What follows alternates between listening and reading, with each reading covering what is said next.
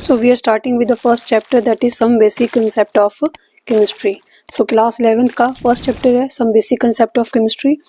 इसमें बहुत सारे टॉपिक हैं जो है न्यू जो गाइडलाइंस है उनके अकॉर्डिंग डिलीट हो गए हैं, तो हम वही टॉपिक करेंगे जो हमारे स्कूल के एग्जाम के कंसेप्ट ऑफ व्यू से इंपॉर्टेंट है या बोर्ड के एग्जाम ऑफ व्यू से इंपॉर्टेंट है.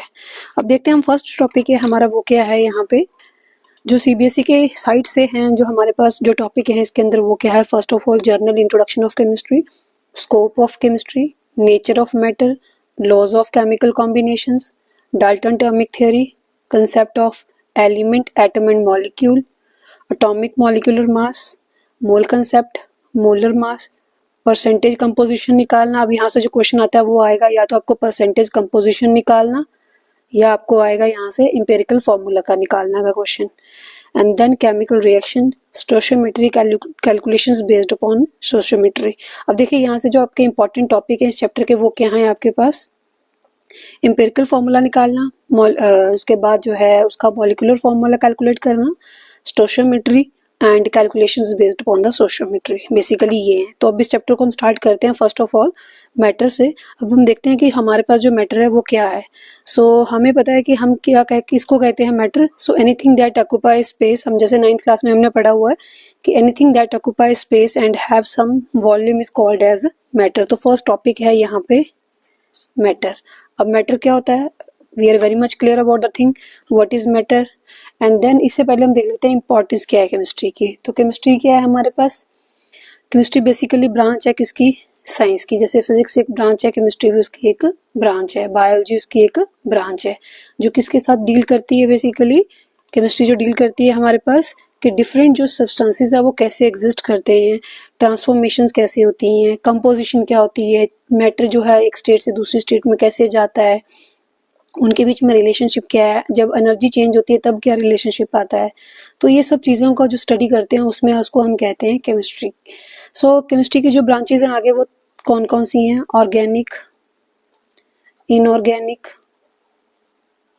And physical. ये ऑर्गेनिक में आप क्या पढ़ते हो, यहाँ पे जितनी भी केमिकल रिएक्शंस होती हैं, केमिकल फार्मूलाज होते हैं, केमिकल रिएक्शंस बेसिकली कार्बन के कंपाउंड्स की जितनी भी रिएक्शन होती हैं, हाइड्रोकार्बन्स की रिएक्शंस होती हैं वो पढ़ते हैं हम ऑर्गेनिक के अंदर.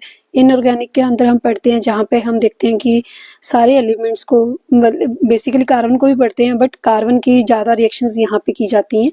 तो सारे एलिमेंट्स की जो प्रॉपर्टीज़ होती हैं वो कैसे जो है, मिनरल्स हैं हमारे पास, जैसे हम बात करते हैं क्लेज है कैसे एग्जिस्ट करती हैं, डिफरेंट जो एलिमेंट्स हैं वो कौन कौन सी फॉर्म्स में एग्जिस्ट करते हैं, किस तरह से उनका यूज़ किया जाता है, वो सब आता है इनऑर्गेनिक में. फिजिकल केमिस्ट्री की बात करते हैं तो यहाँ पे जितने भी केमिकल फार्मूलाज होते हैं उनके अंदर लॉज क्या अप्लाई होते हैं, थियोरीज क्या अप्लाई होती हैं, तो वो सब हम करते हैं फिजिकल केमिस्ट्री के अंदर. अब इसके बाद आती है मेन, अगर हम आगे इसको देखें तो इसके अंदर आ जाएगी इंडस्ट्रियल केमिस्ट्री. तो इंडस्ट्रियल केमिस्ट्री क्या सर्च करते हैं हम. इंडस्ट्रियल केमिस्ट्री हम देखते हैं कि जो प्रोसेसेस हो रही हैं उन प्रोसेसेस का बेस क्या है, क्या रिएक्शन कंडीशंस हैं, कौन सी रिएक्शन कंडीशन में कौन सी प्रोसेस जल्दी हो सकती है, कौन सी स्लो हो सकती है, वो सब हम देखते हैं इंडस्ट्रियल केमिस्ट्री में. उसके बाद आती है बायोकेमिस्ट्री, ये आ गई इंडस्ट्रियल केमिस्ट्री. देन हमारे पास आ गई बायोकेमिस्ट्री. अब बायोकेमिस्ट्री बेसिकली बायो और केमिस्ट्री का एक कंबाइंड है स्टडी. तो बेसिकली इसमें क्या करते हैं कि जो ह्यूमन बॉडी या एनिमल बॉडीज के अंदर जो चेंजेस हो रहे हैं उसको स्टडी करने के लिए हम क्या कहते हैं जिसको बायोकेमिस्ट्री. उसके बाद आती है एक ब्रांच न्यूक्लियर केमिस्ट्री.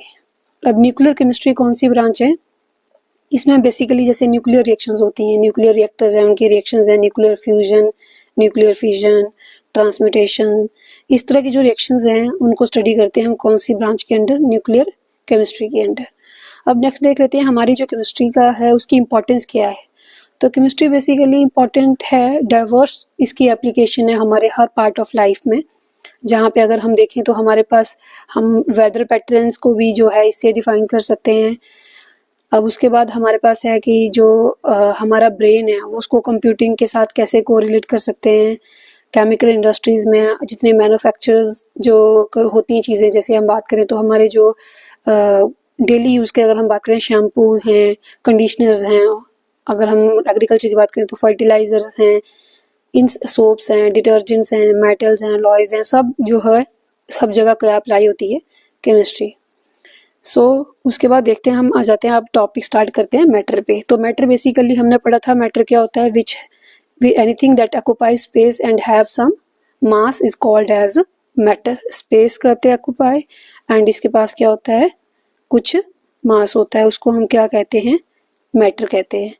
अब मैटर जो है अगर हम बात करते हैं उसको हम डायरेक्टली अपनी सेंसेस के थ्रू परसीव कर सकते हैं. जैसे बुक है, पेन है, पेंसिल है, अब जैसे ये तो इसको हम क्या बोलेंगे, मैटर है. पेज है, इसको क्या बोलेंगे, मैटर है. ओके अब अगर हम देखें तो मैटर की क्लासिफिकेशन, अगर हम मैटर की क्लासिफिकेशन है दो बेसिस पे कर सकते हैं. एक होती है फिजिकल, एक होती है केमिकल. फिजिकल पे आ गई हमारी classification solid, liquid and gas. Chemical पे आ गई हमारी जो क्लासिफिकेशन है वो आ जाएगी प्योर सब्सटेंस एंड मिक्सचर. तो solid, liquid, gas and then pure and mixture. अब जैसे प्योर है उसमें क्या आ जाएंगे हमारे elements, then compound and elements आ गए, कंपाउंड आ गए. अब उसके बाद जो मिक्सचर है वो हमने पढ़ा हुआ 9th क्लास में, होमोजीनियस होते हैं और हेट्रोजीनियस होते हैं. तो ये आ गए हमारे पास. अगर हम अब एलिमेंट को आगे डिफाइन करना चाहें तो एलिमेंट को हम कैसे डिफाइन कर सकते हैं, हमारे पास आ जाएंगी metals, non metals and metalloids. ये 3 कैटेगरीज आ गई एलिमेंट के अंदर. अब जो है हमारे पास उसके बाद जो है कंपाउंड हैं. ये कंपाउंड ऑर्गेनिक भी हो सकते हैं और इनऑर्गेनिक कंपाउंड भी हो सकते हैं. सो हमारे पास ये बेसिकली क्लासिफिकेशन है मैटर की. ये आपको जस्ट समझना है इसको, इसमें यहाँ से कोई आपको क्वेश्चन नहीं आएगा पेपर में. So pure and mixture, mixture है homogeneous and heterogeneous. Pure element and compound की फॉर्म में आ गया. एलिमेंट आगे हम डिफाइन कर सकते हैं metal, non metal and metalloids में. कंपाउंड्स को हम कर सकते हैं ऑर्गेनिक एंड इनऑर्गेनिक में. अब हम देख लेते हैं हमारे पास जो फिजिकल सॉलिड, लिक्विड, गैस का डिफरेंस हमें पता है कि डिफाइंड शेप होगी, डिफाइंड वॉल्यूम होगा. लिक्विड में क्या होगा, डिफाइंड जो है वो शेप नहीं होगी, वॉल्यूम होगा. गैसेस में कोई डिफाइंड शेप या जो इसका फिक्स्ड ना शेप होगी ना फिक्स्ड वॉल्यूम होगा. इनको कंप्रेस नहीं कर सकते हैं, कंप्रेसिबल हैं ये थोड़े बहुत. लिक्विड गैसेस बहुत ज़्यादा कंप्रेसिबल होती हैं, इजीली कंप्रेस हो जाती हैं. सॉलिड फ्लो नहीं करते हैं, लिक्विड फ्लो कर लेते हैं, गैसेस फ्लो करती हैं. काइनेटिक एनर्जी यहाँ पे सॉलिड में क्या होती है, कम होती है, लिक्विड में ज़्यादा होती है, गैसेस में बहुत ज़्यादा होती है. ये सब चीज़ें आपके पास सॉलिड, लिक्विड, गैसेस का डिफरेंस आ गया. होमोजीनियस, हेट्रोजीनियस का डिफरेंस हमने पढ़ा हुआ है 9th क्लास में. तो हम जो मेन टॉपिक है हम उस पर आते हैं बेसिकली कि जो एटम क्या है. देखिए यहाँ से आपको जस्ट ये एक रिवीजन पार्ट था जो 9th क्लास का है. अगर आपको इसका रिवीजन करना तो 9th क्लास का बहुत अच्छे से डिटेल्ड वीडियो बना हुआ है. मैं इसका जो लिंक है वो डिस्क्रिप्शन में डाल दूंगी, तो आप यहाँ से देख सकते हो. नेक्स्ट हमारे पास जो है हम स्टार्ट करते हैं, जो है हमारे पास जो 11th क्लास का हमें जो पेपर में आने के पॉइंट ऑफ व्यू से इम्पोर्टेंट है, तो वो हम देखते हैं एटम में. एटम क्या होता है हमारे पास, smallest unit that can exist free और sometime they can not exist free. So उनको हम क्या कहते हैं, एटम्स है. So which take part in the chemical reaction. अब एग्जाम्पल हम बात करते हैं तो ये है, ये क्या है हमारे पास, एटम है. ये क्या है, सोडियम एटम में. अब हम बात करते हैं इसके बाद international unit of, international system of units. तो यहाँ पे इंटरनेशनल सिस्टम ऑफ यूनिट्स है. वहाँ पे हम, यहाँ पे आपको मैं पिक्चर पेस्ट कर दूंगी जहाँ से आप देख सकते हो तो कौन कौन सी यूनिट्स हैं, किसके लिए यूज़ की जाती हैं. यहाँ पे आ जाएगी लेंथ की यूनिट एल, तो इसके लिए हम स्मॉल एल यूज़ करते हैं. मास की यूनिट एम आ गया. टाइम की यूनिट टी आ गया. इलेक्ट्रिक करंट की यूनिट आई आ गई. टेम्परेचर की यूनिट कैपिटल टी है. Amount of substance, number of moles basically N आ गया. और ल्यूमिनस इंटेंसिटी आई वी आ गया. अब इनके यूनिट क्या आ जाएंगे, इसके मीटर आ जाएंगे, देन किलोग्राम आ जाएंगे. अब इसके क्या टाइम के क्या आ जाएंगे, सेकंड. करंट के यूनिट एम्पियर. टेम्परेचर के unit kelvin. Number of moles के यूनिट मोल. और इंटेंसिटी के यूनिट आ जाएंगे कैंडेला, सी डी. तो ये आपके पास आ गए यूनिट्स जो इंटरनेशनल सिस्टम में यूनिट्स का. अब एसआई सिस्टम जो है उसके बाद आपके पास आ जाएगा कन्वर्जन्स जो हैं, metre, kilogram, second, ampere, kelvin, mole, इन सब की जो है वो। उसके बाद सिग्निफिकेंट फिगर्स का टॉपिक है जो आपके पास एनसीईआरटी में डिलीट हो चुका हुआ है। तो एनसीईआरटी सिग्निफिकेंट फिगर्स का टॉपिक आपको नहीं करना है, आपकी एनसीईआरटी में गिवन होगा, बट वो अभी आपको सिलेबस में नहीं है। तो हम डायरेक्टली आते हैं लॉज ऑफ केमिकल कॉम्बिनेशन पे। तो यहाँ पे लॉज ऑफ केमिकल कॉम्बिनेशन आपके पास हैं।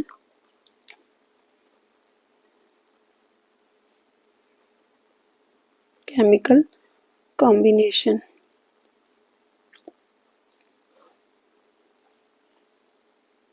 जो हमारे पास फर्स्ट लॉ है हमारा law of conservation of mass. तो law of conservation of mass क्या कहता है, किसने दिया था, ये दिया था एंटनी लावोसियर ने 1789 में। फर्स्ट है law of conservation of mass. तो हमें ये पता है law of conservation of mass क्या कहता है, मास can nether be created nor be destroyed, is basically comes under law of conservation of mass. So total mass of the reactant is going to be total mass of the product. So यहाँ पे अगर reactant अगर हमारे पास 10 ग्राम है तो product भी कितना होगा 10 ग्राम. तो रिएक्टेंट का mass is always going to be the mass of the product. उसके बाद law of constant proportion. So law of constant proportion क्या कहता है, ये दिया था जोसेफ प्राउस्ट ने, फ्रेंच केमिस्ट थे. और ये क्या कहता है कि हमारे पास जो भी एलिमेंट्स हैं जब भी वो कंबाइन करेंगे वो कैसे कंबाइन करेंगे, in a simple whole number ratio या fix proportion by their mass या वेट. अब एग्जांपल बात करते हैं हम, CO2 है, चाहे हमारे पास CO2 किसी भी रिएक्शन के थ्रू बने बट CO2 का फॉर्मूला हमेशा CO2 ही रहेगा, जहां कार्बन जो है वो 12 यूनिट्स लगेंगे और ऑक्सीजन जो है वो 32 यूनिट्स लगेंगे. चाहे वो किसी भी रिएक्शन के थ्रू बने बट हमेशा जो है वो अगर कार्बन डाइऑक्साइड बोला जाता है तो CO2 ही रहेगा. सिंपल होल नंबर रेशो में वो हमेशा कंबाइन करेंगे, ना कि उनके फ्रैक्शंस में कंबाइन करेंगे. ओके, अब आगे हमारे पास है law of multiple proportion. So law of multiple proportion किसने दिया था, ये दिया था डाल्टन ने 1803 में. लॉ ऑफ मल्टीपल प्रोपोर्शन ये है आपके पास लॉ ऑफ मल्टीपल प्रोपोर्शन, ये आप समझ लीजिए. लॉ ऑफ मल्टीपल प्रोपोर्शन क्या कहता है हमारे पास, so when two elements combine to form two or more chemical compound, then weight of one element which combine with the fixed weight of the other bear a simple whole number ratio to the other. अब simple सी बात है, अगर हम यहाँ बात करते हैं हमारे पास कि हम बात करें हमारे पास CO है और CO2 है, तो यहाँ पे अभी देखिए स्टेटमेंट क्या कहती है हमारे पास, स्टेटमेंट के अकॉर्डिंग क्या इसकी जो है वो क्या कहती है, when two elements combine to form two or more chemical compounds, let's suppose carbon combine कर रही है ऑक्सीजन के साथ to form one or more chemical compounds, then weight of the one of the element which combine with the fixed weight of the other bear a simple whole number ratio to one another. तो यहाँ पे देखिए carbon 12 है, यहाँ पे 16 unit combine कर रहे हैं, कहाँ कार्बन 12 है, यहाँ 32 यूनिट्स कंबाइन कर रहे हैं. तो देखिए सिंपल होल नंबर रेशियो में कंबाइन कर रहे हैं ये दोनों. उसने कहा है कि जब भी जो है वो कंबाइन करेंगे तो वो कैसे कंबाइन करेंगे, एक सिंपल होल नंबर रेशियो में कंबाइन करेंगे. उसके बाद है reciprocal, law of reciprocal proportion. Law of reciprocal proportion,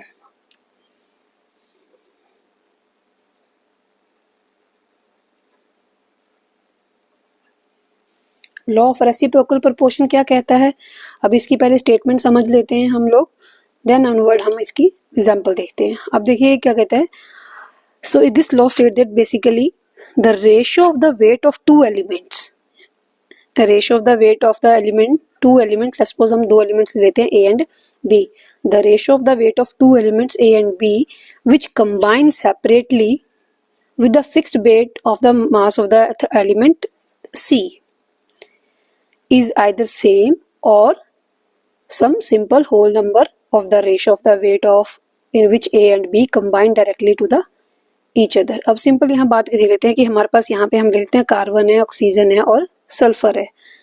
तो अगर ये जब कंबाइन करेंगे, चाहे वो इसके साथ कंबाइन कर रहा है, इसके साथ कंबाइन कर रहा है, इसके साथ कंबाइन कर रहा है, तो वो किस रेशो में कंबाइन करेंगे, एक सिंपल होल नंबर रेशो में. अब यहाँ पे अगर हम बात करें कार्बन और सल्फर का अगर कंबाइन कर रहा है तो कार्बन का नंबर कितना है 12, इसका कितना है 32, इसका कितना है 32, इसका कितना है 16। तो देखिए जो अगर कंबाइन करेंगे तो किस रेशो में कर रहे हैं, एक सिंपल होल नंबर रेशो में कंबाइन करेंगे। So ratio of the masses of carbon and sulphur which combine with the fixed mass of the oxygen. अब ऑक्सीजन का देखिए इसका और इसका फिक्स हो गया, ये CO बना लेगा, यहाँ पे SO2 बना लेगा तो या SO बना लेगा। तो यही देखिए स्टेटमेंट फिर से देख लेते हैं एक बार।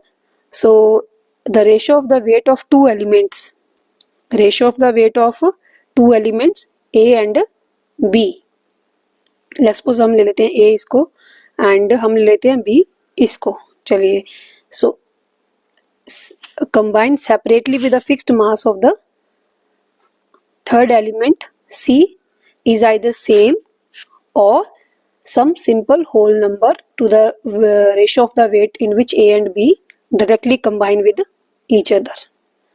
तो सिंपल सी बात है कि यहाँ पे जब भी हम अगर तीन एलिमेंट्स कंबाइन करें तो इसमें एक जो एलिमेंट होगा उसकी जो रेशो होगी या उसका जो मास होगा वो फिक्स्ड होगा एज कम्पेयर टू बाकियों के। तो उसके बाद हम बात करते हैं यहाँ पे गेल-लुसाक लॉ है। गेल-लुसाक लॉ क्या कहता है हमारे पास,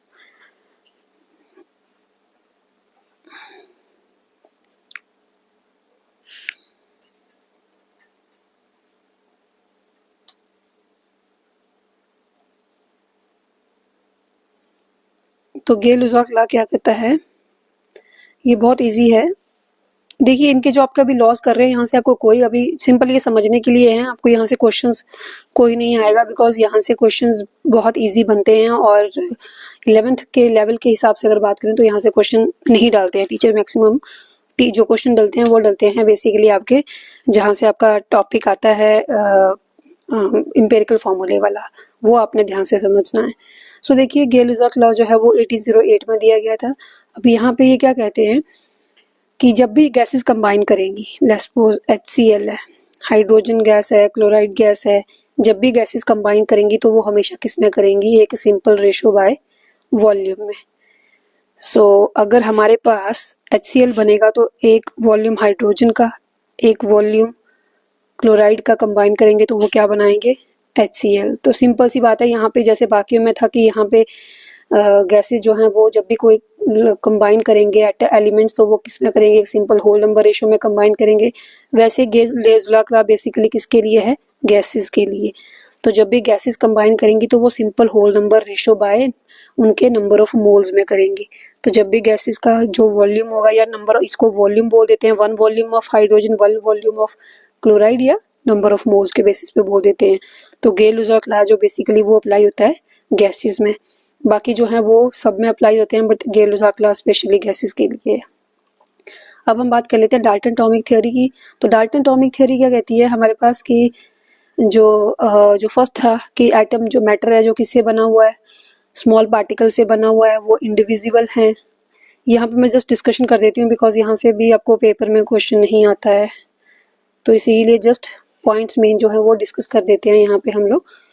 तो फर्स्ट क्या था डाल्टन थ्योरी कि हमारे पास जो मैटर है that is made up of extremely small indivisible particles that are called atoms. Atom जो है गिवन एलिमेंट के क्या होंगे, आइडेंटिकल होंगे in respect to they possess small size, same size, shape, mass, chemical properties. Different element के अगर atom देखते हैं तो डिफरेंट होंगे, अगर कार्बन के एटम देखेंगे तो सब सेम होंगे, ऑक्सीजन के देखेंगे तो सब सेम होंगे, बट कार्बन और ऑक्सीजन के सेम नहीं हो सकते हैं। तो आपको चीज़ ध्यान रखनी है। नेक्स्ट उन्होंने बोला कि जो अगर हम डिफरेंट कंबाइन करेंगे हमेशा तो किस में करेंगे, एक सिंपल होल नंबर रेशो में वो कंबाइन करेंगे। अगर एटम जो है हम एटम को ना ही क्रिएट कर सकते हैं ना ही उसको हम डिस्ट्रॉय कर सकते हैं। एटम बेसिकली एग्जिस्ट मतलब law of conservation of mass को फॉलो करता है, we can't create, we can't delete it और रिमूव इट।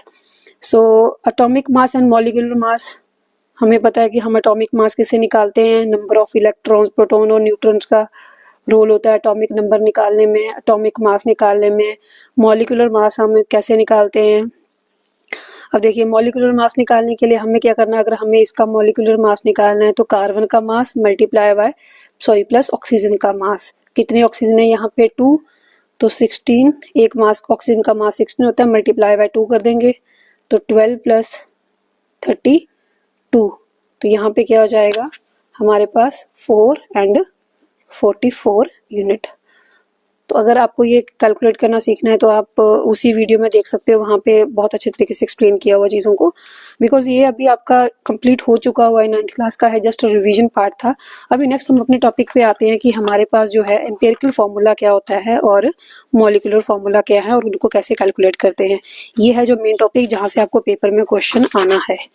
अभी यहाँ पे हम देख लेते हैं जो हमारे पास है empirical formula and chemical formula. तो first of all chemical formula हमें पता क्या होता है कि हम जब सिंबल लेते हैं, सिंबल्स के थ्रू या फॉर्मूलाज के थ्रू या उसकी एलिमेंट के थ्रू हम किसी भी कंपाउंड को रिप्रेजेंट करते हैं, उसको हम क्या कहते हैं, उसका केमिकल फार्मूला। एग्जांपल हमने बात करी CO2 की, तो कार्बन डाइऑक्साइड का केमिकल फार्मूला क्या हुआ, CO2। तो ये है इसका केमिकल। तो अभी हमने यहाँ देख लिया कि हम जैसे मॉलिक्यूलर फार्मूला और एम्पिरिकल फार्मूला कैसे कर लेते हैं। उसके बाद हम यहाँ पे एक छोटी सी चीज़ है वो समझ लेते हैं कि मोल क्या होता है। सो बेसिकली अब यहाँ पे एक बहुत इजी तरीका है मोल को समझने का कि मोल क्या होता है। सो 1 मोल हम किसको कहते हैं, it is basically the amount of substance that contain as many identities as the number of atom in exactly 12 gram of the carbon 12। अब जैसे जब हम मॉलिक्यूलर एटॉमिक मास निकालते थे तो हम क्या बोलते थे कि mass of 1/12 mass of the carbon atom of carbon 12 isotope. अब यहाँ पे भी है कि अगर हम 12 ग्राम ऑफ कार्बन लेते हैं तो इसके अंदर जितने नंबर ऑफ एटम्स होंगे, मतलब कार्बन 12 का ही आइसोटोप लेंगे हम, इसके अंदर जितने नंबर ऑफ एटम्स होंगे उतने नंबर ऑफ एटम्स को हम क्या बोलते हैं, 1 मोल। तो अगर हम बोलें कि अगर हम नंबर ऑफ एटम्स हमने निकालने हैं कि 12 ग्राम ऑफ कार्बन के अंदर कितने होंगे, तो वो कितने होंगे 6.022 इंटू 10⁻23। तो ये क्या है, 1 मोल। तो basically number of carbon atoms, एक बार फिर से डिफाइन देख लेते हैं definition. So it is the amount of substance, like it is a 1 mole can be defined as the amount of substance that contain as many entities as number of atoms in exactly 12 gram of the carbon।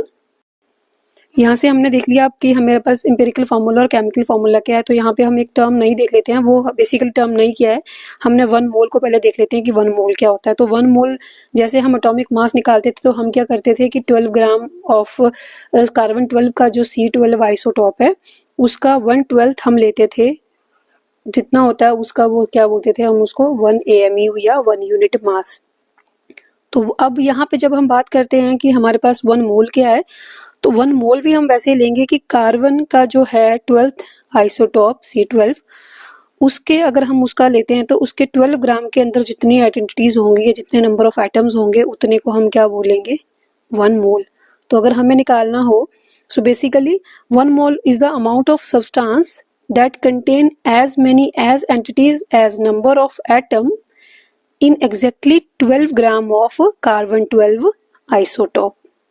So number of carbon atom अगर हमें पूछा गया है carbon atom मतलब number of carbon atoms calculate करने हैं 12 gram of carbon 12 isotope में, तो कितने होंगे, 1 मोल।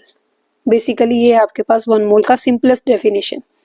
अब इसके बाद हमारे पास जो है हम इससे पहले जो थोड़ी सी जो है कंसंट्रेशन टर्म्स कैसे कैलकुलेट करते हैं वो हम देख लेते हैं। तो यहाँ पे अब देख सकते हो आप measurement of concentration. So concentration क्या होता है, concentration of a solution reflect the relative proportion of solute and solvent present in the solution।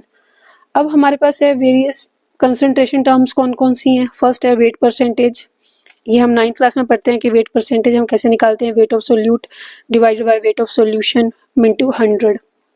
उसके बाद है वॉल्यूम परसेंटेज, तो वॉल्यूम परसेंटेज निकालनी है तो हम उसके लिए क्या करेंगे, volume of solute divided by volume of solution into 100।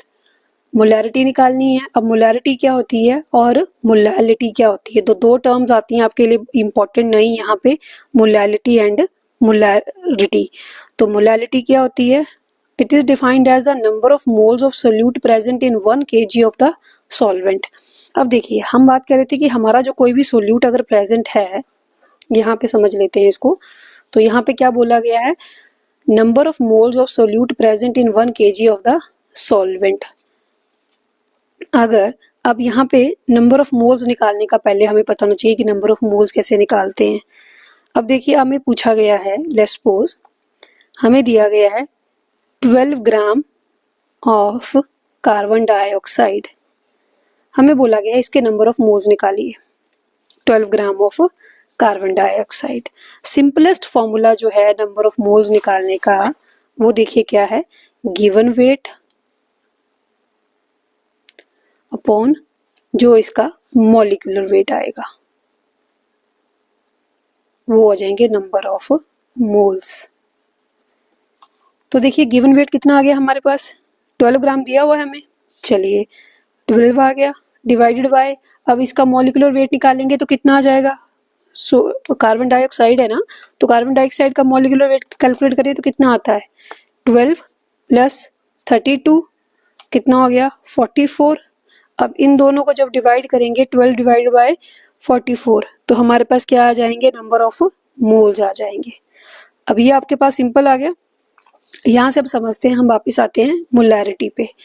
तो it is defined as a number of moles of solute, ध्यान रखना है आपको, numbers of moles of solute present in 1 kg of the solvent, कि जैसे हमारे पास यहाँ वेट ऑफ सॉल्यूशन लेते थे तो यहाँ पे क्या है, वेट ऑफ सॉल्वेंट। अब यहाँ पे हम नेक्स्ट हम देखते हैं, तो नंबर ऑफ मोल्स निकालने का formula, number of moles of solute mass of solvent in kg, तो ये आ गया हमारे पास इसका फॉर्मूला मोलैलिटी का। नेक्स्ट हमारे पास है मोलैरिटी, यहाँ पे आपको ध्यान रखना है मोलैलिटी को लिखते हैं स्मॉल m से, मोलैरिटी को लिखते हैं कैपिटल M से। ये भी कंसंट्रेशन फाइंड आउट करने का एक कंसेप्ट है या मतलब फॉर्मूला है।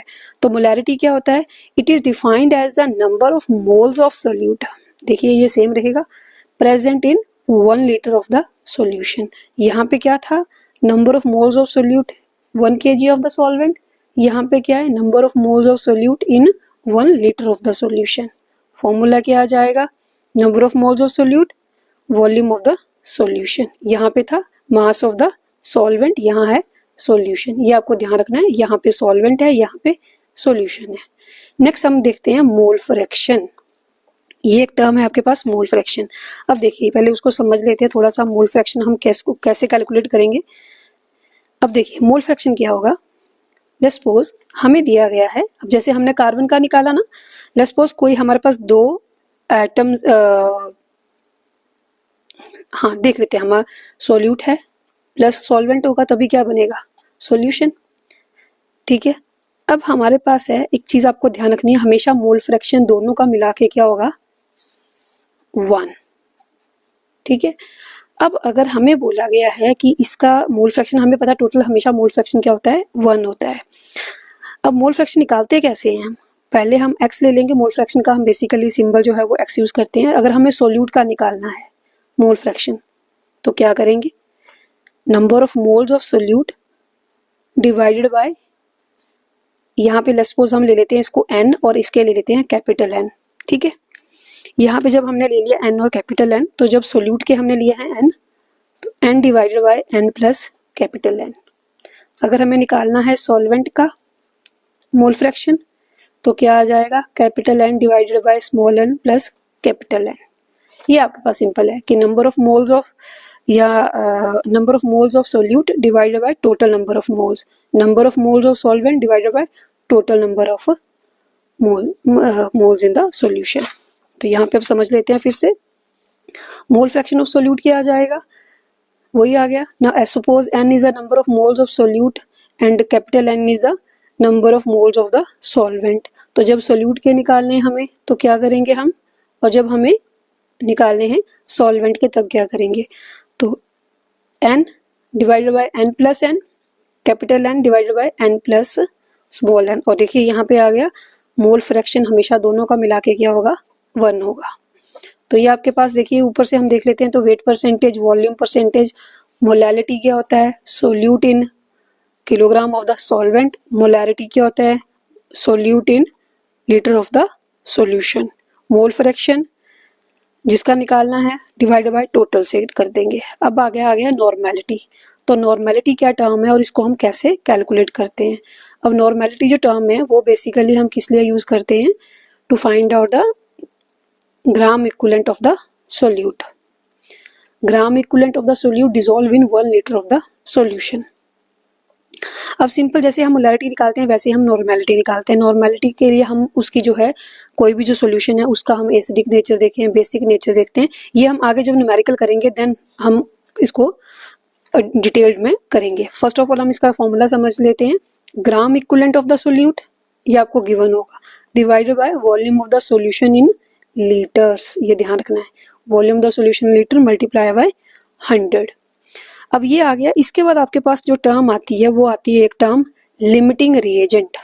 आपने एक चीज समझनी है यहाँ पे, लिमिटिंग रिएजेंट. अब लिमिटिंग रिएजेंट क्या होता है? Limiting reagent is the reactant which is completely consumed. अब फॉर एग्जांपल है हमारे पास यहाँ पे कोई रिएक्शन हो रही है, हम देखते हैं यहाँ पे रिएक्शन हो रही है A plus B give rise to C plus D.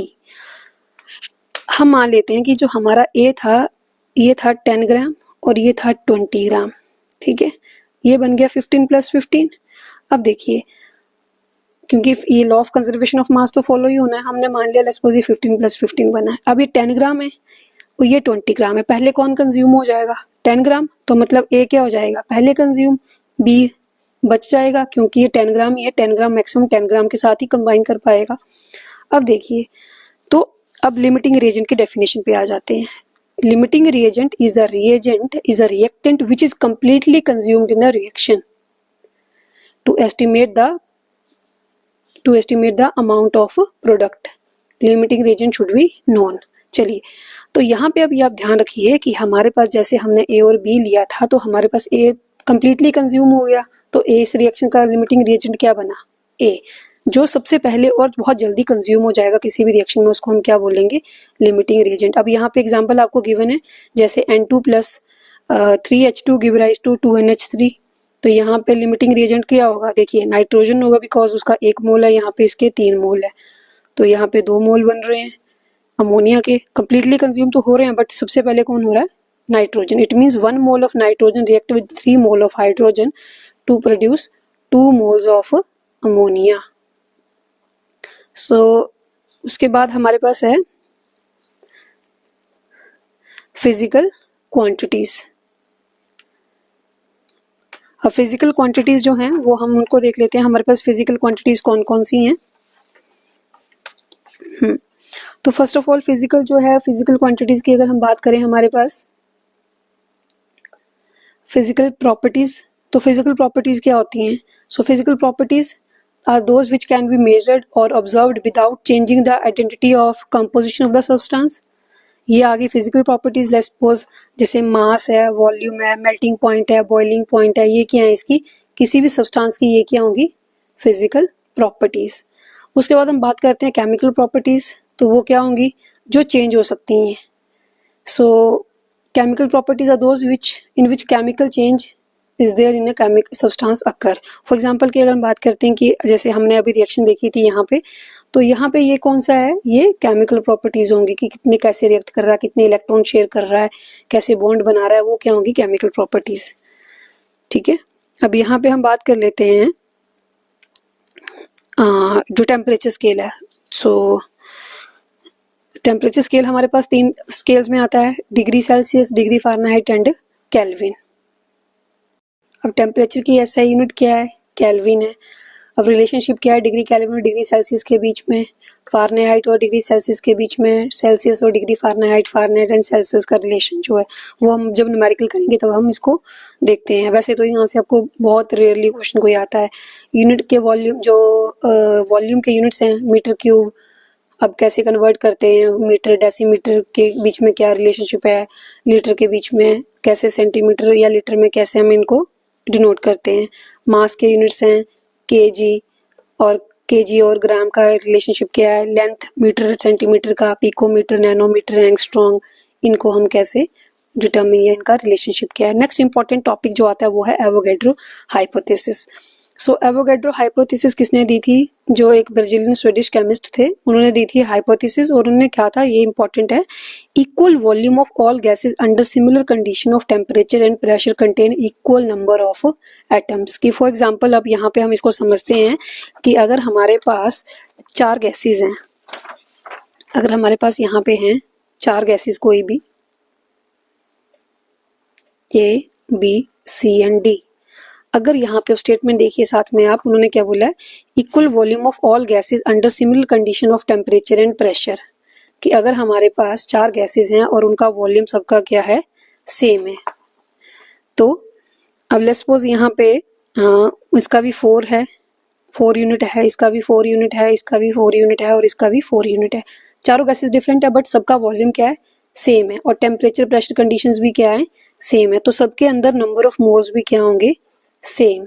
So equal volume of all gases under similar condition of temperature and pressure contain equal number of atoms.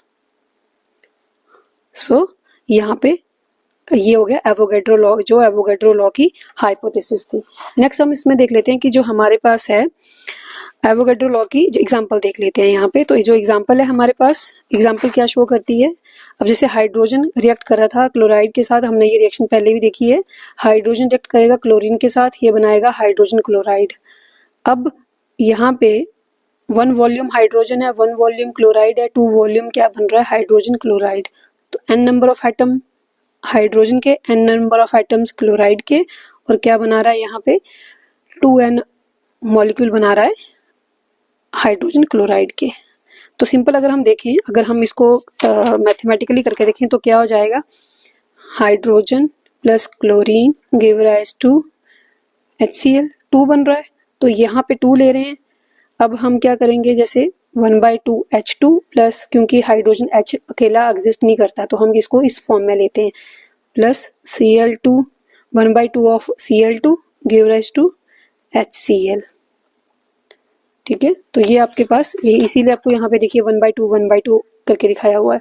So it implies that the compound atom of hydrogen chloride is made up of half atom of hydrogen and half atom of chlorine. So this is in direct conflict with the Dalton atomic theory, which state that atom are the ultimate particle of the element and the individual. So this hypothesis was therefore rejected.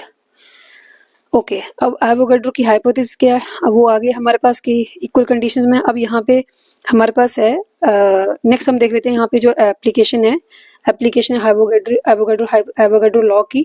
So in calculation of the atomicity of the elementary gases, atomicity क्या होती है कि कितने atom present हैं एक जब भी वो मॉलिक्यूल बनाता है।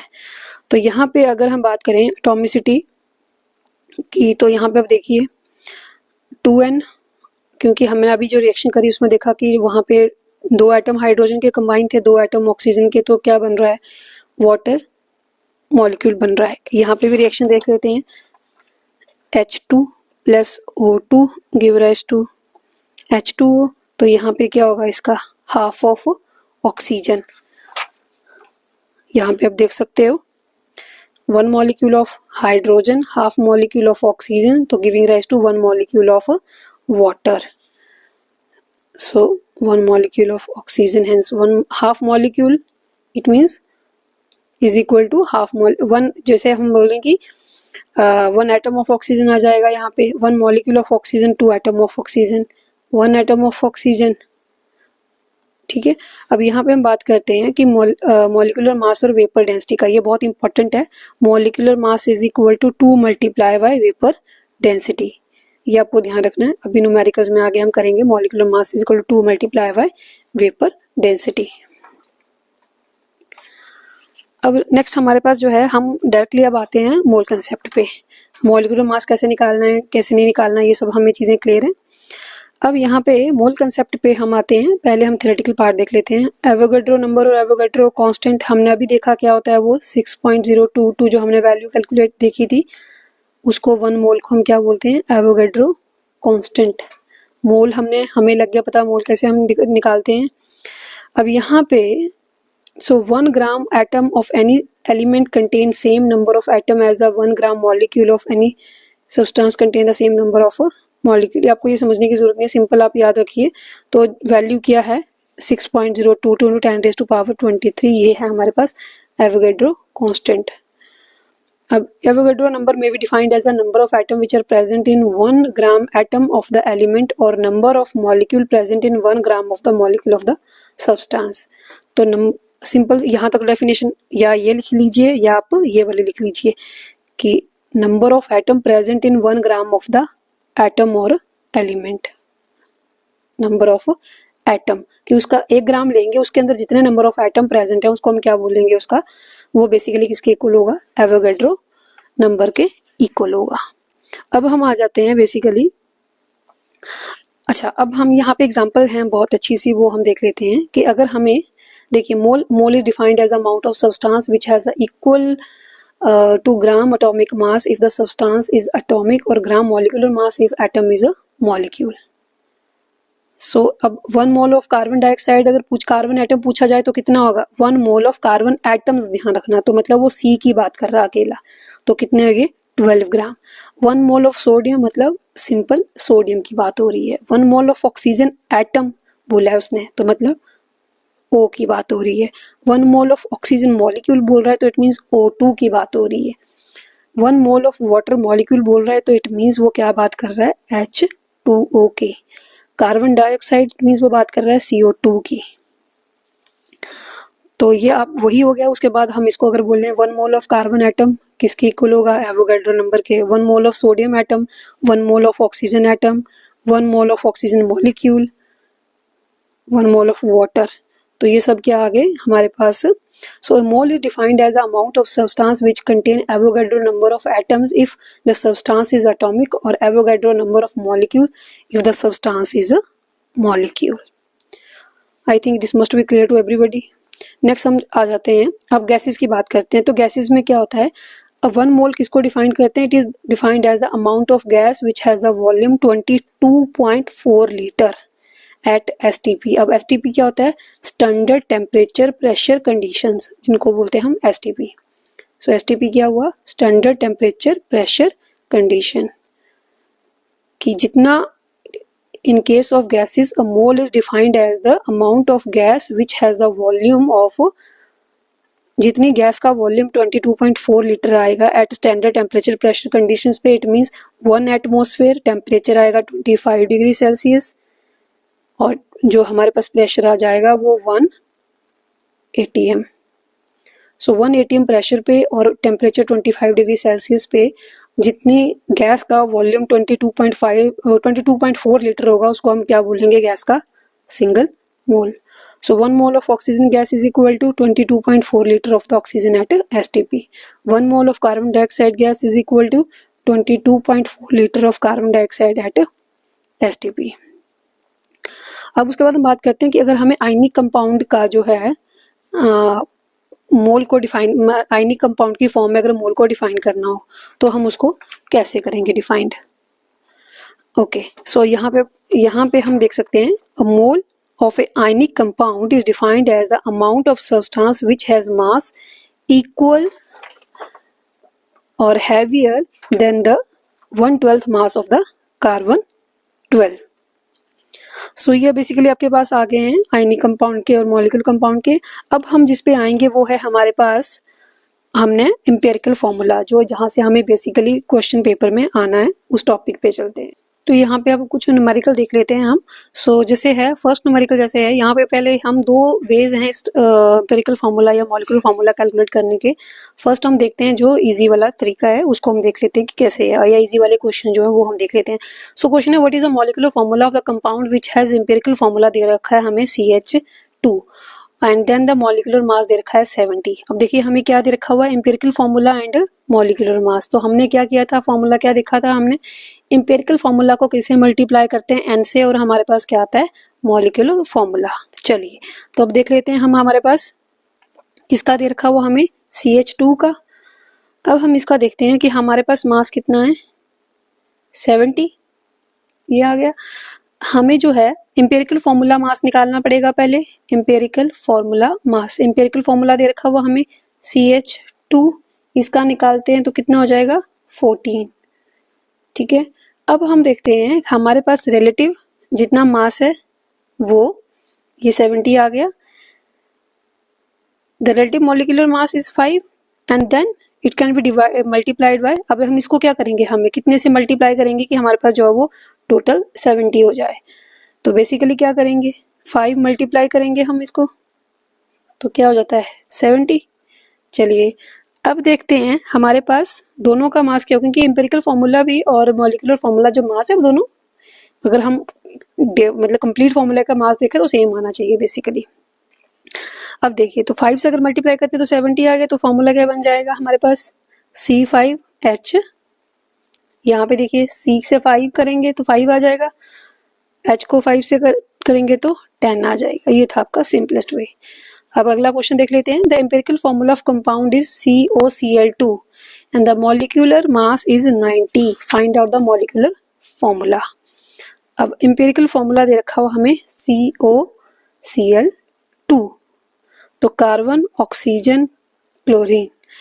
चलिए अब देख लेते हैं कार्बन का कितना होता है 12, ऑक्सीजन का 16, क्लोरीन का 35.5 इंटू 2 करेंगे क्योंकि 2 हैं, तो क्या कितना आ जाएगा ये 12 प्लस 16 प्लस 71।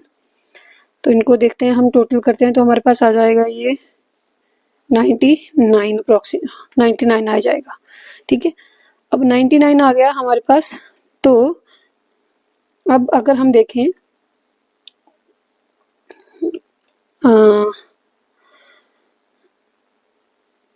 नहीं 90 आएगा, सॉरी।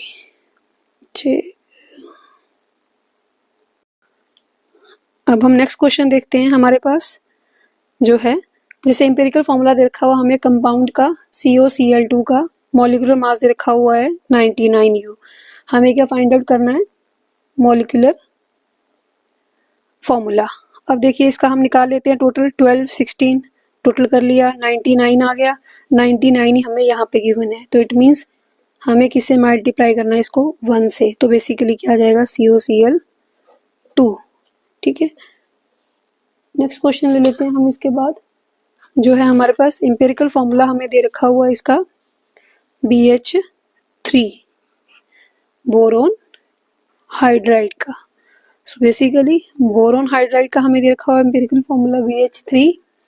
हमें निकालना है मॉलिक्यूलर फॉर्मूला। मास दे रखा हुआ है 27.66। तो देख लेते हैं बोरोन का कितना आ जाएगा, प्लस 3 हाइड्रोजन है तो कितना हो जाएगा, बोरोन का कितना होता है 10.81 लेते हैं एग्जैक्टली अगर देखें तो 3 हाइड्रोजन का हो जाएगा, तो टोटल मिला लें तो कितना हो जाएगा 13.81U। ओके, अब अगर हम बात करें बोरोन एटम का जो मास होता है वो कितना होता है, molecular mass for the boron atom हमें कितना गिवन है 27.66। अब हमारे पास जो क्या था formula, molecular formula is equal to N into empirical formula. तो अब देखें हमारे पास ये गिवन है, ये गिवन है, इन दोनों को डिवाइड करें तो N की वैल्यू आ सकती है। तो क्या करते हैं 27.66 डिवाइडेड बाय 13.81, तो इसको अप्रॉक्सीमेटली करें तो हमारे पास 2 आ जाएगी वैल्यू। तो अगर हम 2 अगर N की वैल्यू आ गई तो क्या करेंगे यहाँ पे डायरेक्ट मल्टीप्लाई, तो मल्टीप्लाई करेंगे तो क्या आंसर आ जाएगा हमारे पास यहाँ पे B के साथ 2 और H के साथ 6। ये तो आपके पास एक easy way to calculate the formula कि आपको अगर गिवन है मॉलिक्यूलर फॉर्मूला तो आप कैसे निकाल सकते हो N के से मल्टीप्लाई करके। जो हमारे पास नेक्स्ट तरीका है उसको हम देख लेते हैं। उसमें हमें क्या गिवन होता है, जो है कि हम जो है कैसे किस तरीके से टेबुलर फॉर्म में कैसे निकाल सकते हैं। तो उसके लिए हमें पहले पता होना चाहिए परसेंटेज कंपोजिशन निकालना।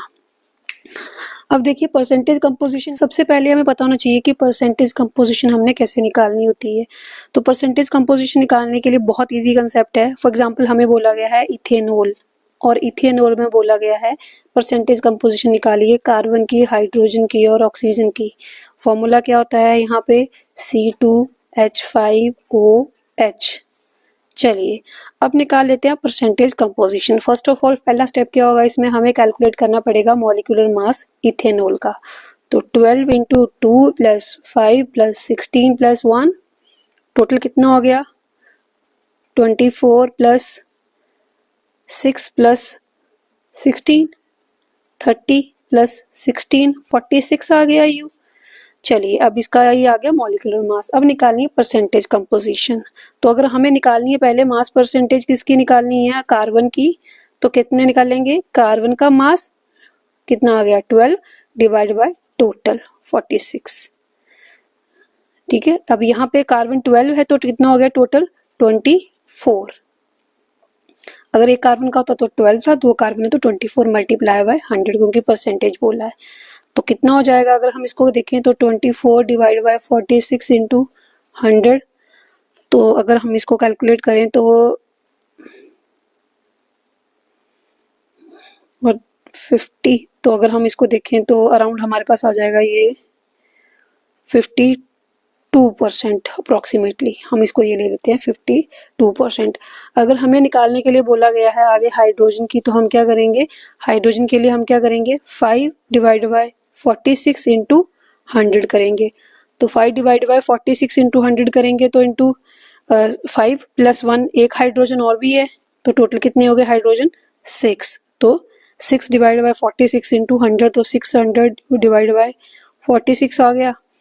तो अप्रोक्सीमेटली इसको करते हैं तो हमारे पास 1 एंड अप्रोक्सीमेटली 13% आ जाएगा। नेक्स्ट हम देखते हैं तो हमारे पास ऑक्सीजन है, ऑक्सीजन हमारे पास एक ही है, तो इसका कितना होता है 16 डिवाइडेड बाय 46 इंटू 100, तो 1600 डिवाइडेड बाय 46 आ गया। इसको कैलकुलेट करें तो हमारे पास नियरली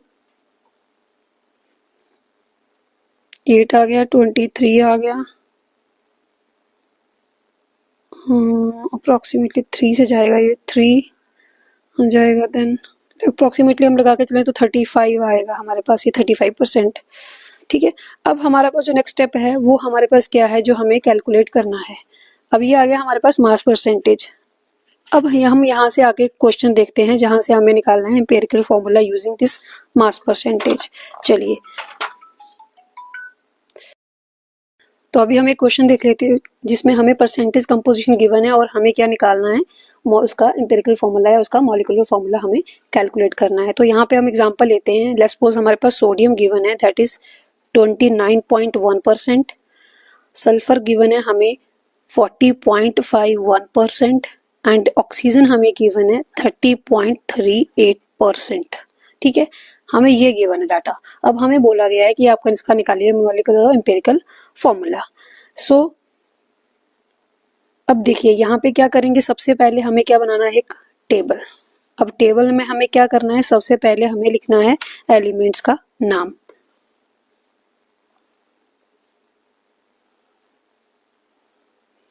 कौन से एलिमेंट गिवन है हमें, सोडियम, सल्फर एंड ऑक्सीजन। ठीक है, नाउ अब हमें जो है इसके बाद हमें गिवन कितनी है 29.11%, 40.51% एंड 30.38%। इसका एटॉमिक मास कितना होता है 23, इसका कितना होता है 32, इसका कितना होता है 16। अब देखिए आपको क्या करना है, जितनी इसकी नंबर ऑफ मोल्स निकालने हैं, मतलब कि अगर हम इसको ले लें कि टोटल 100% है या 100 ग्राम है, तो 100 ग्राम के अंदर कितना होगा 29.1% ये है, 40.51% ये है और 30.38, मतलब अगर हम इसको बोले कि ग्राम अगर है तो इतना ग्राम ये है, इतना ग्राम ये है, इतना ग्राम ये है। नेक्स्ट स्टेप यहाँ पे आता है how to find out the number of, यहाँ पे नेक्स्ट स्टेप है नंबर ऑफ मोल्स निकालने। अब जब आपने नंबर ऑफ मोल्स निकालने हैं तो आपको क्या करना पड़ेगा, ये आ गया लेट्स सपोज हमारा गिवन वेट है और ये आ गया इसका एटॉमिक या मॉलिक्यूलर वेट, एटॉमिक वेट आ गया। अब इसके हमें क्या निकालने पड़ेंगे, नंबर ऑफ मोल्स। तो नंबर ऑफ मोल्स निकालने के लिए क्या फॉर्मूला होता है, given weight divided by atomic weight. तो 29.11 डिवाइडेड बाय 23, देन हमारे पास यहाँ पे 40.51 डिवाइडेड बाय 32 और यहाँ पे 30.38 डिवाइडेड बाय 16। अब यहाँ पे अब इनको डिवाइड करेंगे हमारे पास, तो नियरली इसका आंसर देखिए 23 ऊपर 29 है, तो नियरली क्या आ जाएगा आंसर इनका, इसका 1 एंड अप्रोक्सीमेटली 1.5 आ जाएगा, या 1.5 नहीं आएगा, 1.2 तक आएगी वैल्यू। चलिए अब इसके बाद हम ले लेते हैं यहाँ पे, इसको अगर हम करते हैं तो ये भी कितना है 40, ये नीचे 32 है, तो अगर हम इसको देखें तो ये भी कितना जाएगा 1 पॉइंट अप्रोक्सीमेटली 27 तक जाएगा। एंड नीचे कितना है हमारे पास यहाँ पे 16 एंड 30 पॉइंट, ऊपर 30 नीचे 16 है, तो देखिए ये भी अप्रोक्सीमेटली 1 से ही जाएगा, बट ये अब 1.9 अप्रोक्सीमेटली आ जाएगा इसका आंसर। अब देखिए, अब यहाँ पे हमें क्या करना होता है, इसको भी देखें तो ये भी अब 1 हमें, क्योंकि अब देखिए यहाँ पे हमें जो है 2 डिजिट निकालने ज़रूरी होती हैं, डेसिमल के बाद 2 जो डिजिट हैं वो निकालने ज़रूरी होते हैं। तो अब यहाँ पे हम देखें हमारा इसका अगला स्टेप क्या होता है, हमारा यहाँ पे आगे ये क्या आगे हमारे नंबर ऑफ मोल्स। तो नंबर ऑफ मोल्स के बाद हमें क्या करना होता है, उनको सिंपलेस्ट होल नंबर रेशियो निकालनी होती है। अब ये स्टेप जो आपको बहुत इंपॉर्टेंट है, सिंपलेस्ट होल नंबर रेशियो निकालनी है, तो उसके लिए हमें जो स्मॉलेस्ट वैल्यू आई है यहाँ पे उसके साथ सबको डिवाइड करना। अब देखिए यहाँ पे ये तो लार्जेस्ट वैल्यू, इन तीनों को कंपेयर करें, ये दोनों सेम है, तो इनमें से हम कोई भी एक 1.27 divide by 1.27, 1.27 divide by 1.27, 1.90 divide by 1.27, जो स्मॉलेस्ट वैल्यू होगी उससे बाकियों को डिवाइड कर दीजिए। सो बाकी वैल्यू जो है उनको डिवाइड कर दीजिए स्मॉलेस्ट वैल्यू से। तो यहाँ पे अप्रोक्सीमेटली 1 आ गया, यहाँ पे भी 1 आ जाएगा, यहाँ पे अप्रोक्सीमेटली अगर देखें तो 1.5 तक वैल्यू आ जाएगी। ठीक है, अब देखिए हमारे पास ये आ गया 1, 1 एंड 1.5। अब इसको लेके जाना है हमें सिंपलेस्ट होल नंबर रेशियो में। बाकी ये तो दोनों सेम है, अब इसको हमें सिंपलेस्ट होल नंबर रेशियो में लेके जाना पड़ेगा। तो कितने से मल्टीप्लाई करें, अगर 2 से मल्टीप्लाई करें हम इसको, तो हमारे पास ये क्या आ जाएगा, 3 हो जाएगा। अगर इसको मल्टीप्लाई हमने अगर 3 करने के लिए किया तो हमें इनको भी मल्टीप्लाई करना पड़ेगा, तो ये भी कितने हो जाएंगे, 2 एंड 2। चलिए अब इसका लिखते हैं हम एम्पिरिकल फॉर्मूला। तो सिंपलेस्ट रेशियो हमारी क्या बन रही थी, हम अगर देखें तो Na ऑक्सीजन और सल्फर, यहाँ पे देखें तो 1, 1 एंड 1.5 जो है हमारे पास, इसकी 1.5 ऑक्सीजन की, इसकी 1 है। ठीक है, तो इसको हम ऐसे लिख सकते हैं सिंपल और करने के लिए, तो हम इसको इस तरह से लिख सकते हैं। तो यहाँ पे कितनी है 1, यहाँ कितनी है 1, यहाँ कितनी है 1.5। जब हमने इसको सिंपलेस्ट में कन्वर्ट किया तो कितना हो गया 2, 2 एंड 3। तो अगर फॉर्मूला लिखे तो क्या बन जाएगा, Na2S2O3। ये आपके पास एक तरीका और है जहां से आप निकाल सकते हो एम्पिरिकल फॉर्मूला, जब आपको क्या गिवन है, परसेंटेज गिवन है। ठीक है, अब अगर आपको लेसपोज परसेंटेज गिवन है और आपको इसके लिए आप और भी इसका एक न्यूमेरिकल है वो देख लेते हैं कि हम कैसे निकाल सकते हैं। बहुत सारे ऐसे न्यूमेरिकल हैं। सो नेक्स्ट वीडियो में हम डिस्कस करेंगे जो है इसका न्यूमेरिकल पोर्शन, जहाँ पे हम काफ़ी सारे न्यूमेरिकल्स को डिस्कस करेंगे to find out the empirical formula. अब इसके बाद जो हम टॉपिक डिस्कस करेंगे वो है हमारा स्टोशियोमेट्री। तो स्टोशियोमेट्री के जो हमने बात करी थी कि हमारे पास लिमिटिंग रिएजेंट क्या होता है, हमारे पास चलिए इसका हम एक क्वेश्चन अभी देख ही लेते हैं। और अब एक क्वेश्चन हम और देखते हैं। तो हमारे पास जो है गिवन हम देख लेते हैं, हमारे पास लेते हैं हम कि हमारे पास कार्बन हाइड्रोजन ऑक्सीजन का ही ले लेते हैं सिंपल। ठीक है, कार्बन और हाइड्रोजन।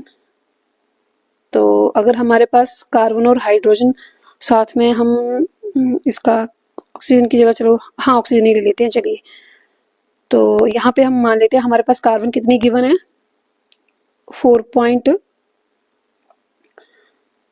कार्बन। तो चलिए अब नेक्स्ट न्यूमेरिकल देख लेते हैं इसी का ही, जहाँ पे हमें कार्बन, हाइड्रोजन और क्लोरीन गिवन है। तो कार्बन हमारे पास गिवन है 24%, 24.27%, हाइड्रोजन हमें गिवन है 4.07% एंड क्लोरीन हमें गिवन है 71.65%। अब हमें क्या निकालना है, इसका एम्पिरिकल फॉर्मूला।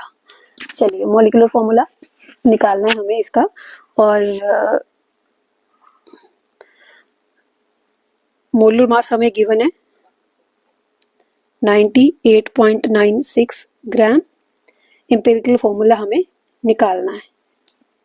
अब इसको हम स्टार्ट करते हैं। सो फर्स्ट ऑफ ऑल हम टेबल बनाएंगे। टेबल में हम पहले क्या लिखेंगे, एलिमेंट्स आ गए, हाइड्रोजन एंड क्लोराइड।